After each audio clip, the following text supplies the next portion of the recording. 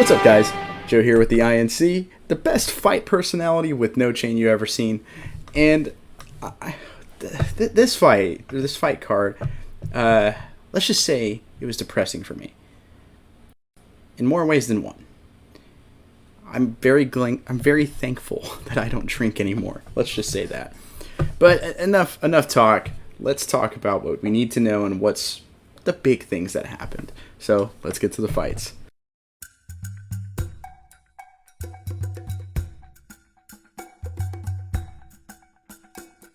In the main event, we had Charles Oliveira take on Justin Gaethje, and this fight was awesome while it lasted. Just out the gate, non-stop action, both fighters hurting each other.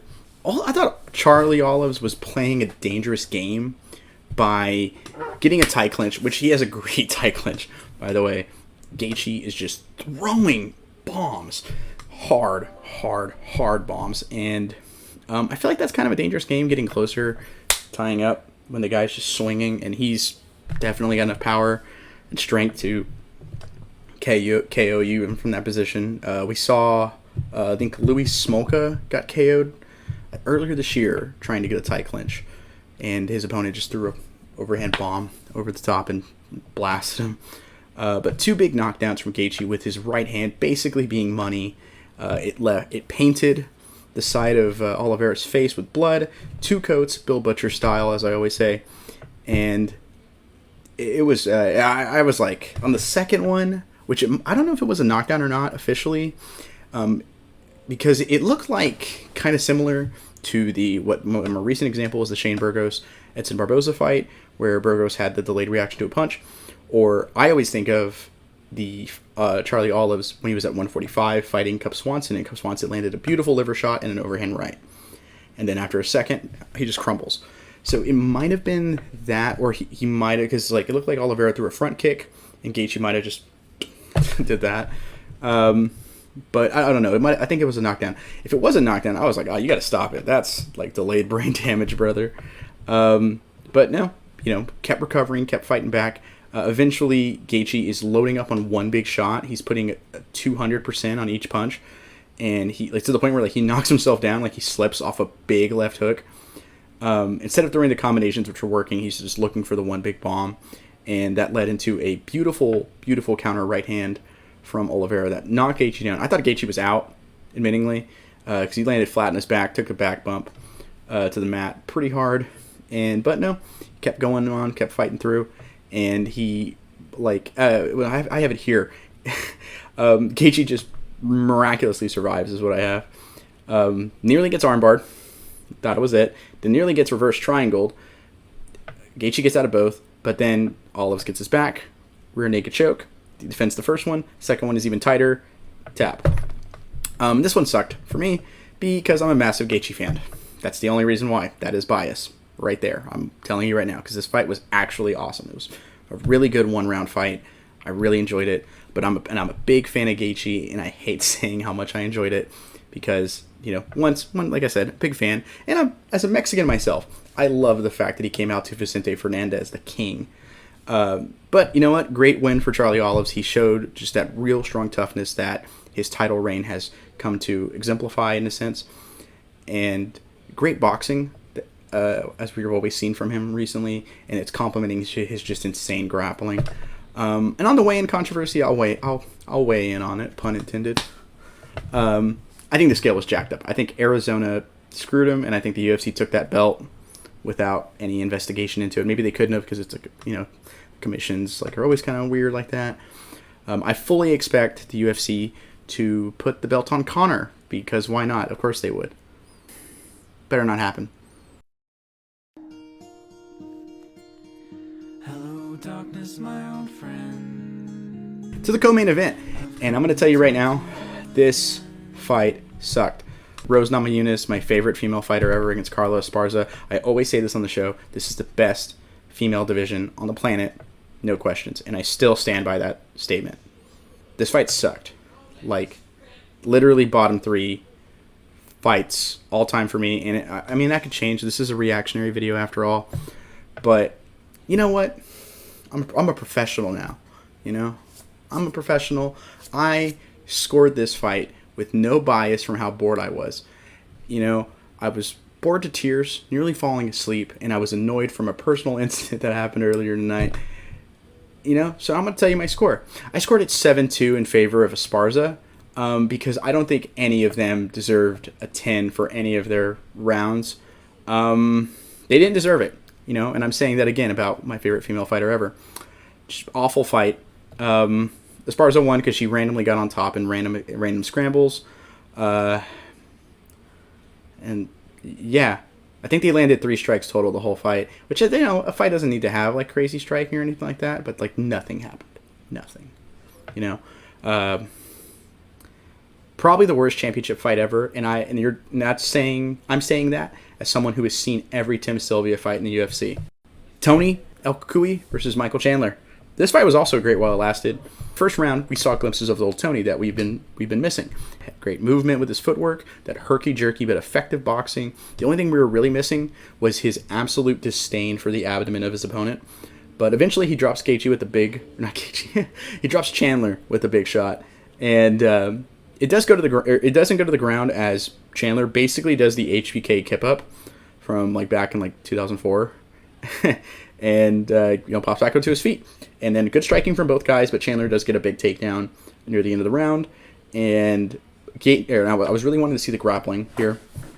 Tony starts landing some great elbows from his back, classic. Goes for an armbar, goes for a triangle, another armbar, another armbar, another armbar. It's great stuff, great bottom work, but Chandler was landing bombs from Tony's guard. It's pretty awesome first round. Then 17 seconds into the second round, Chandler basically just punts Tony in the face. And for the front kick up the middle, Tony face plants. The crowd goes wild. And then all that was in my living room with me and my best friend was utter shock and depression. A great KO, and depressing for me, of course. Massive Tony fan. God, what a night for me. And I think the next steps for both fighters are simple. I want Tony Ferguson to retire because I don't want to see him lose anymore. I just don't want to see him lose anymore. Also, Shogun should retire too. I don't want to talk about that fight because it sucked. But I don't want to see him fight anymore or lose anymore either. I love both of them. But I think we should remember, if Tony does hypothetically retire, I think we should remember him for what he truly was. He was one of the most entertaining fighters in the cage and on the mic. I don't think he ever had a bad fight. Maybe the Danny Castillo one, actually, now that I think about it, but whatever. Danny Castillo uttered a pretty memorable and stupid line at the end of the fight, so that's kind of worth it, I think. And Tony did have one of the best streaks ever in historically the best division on the planet.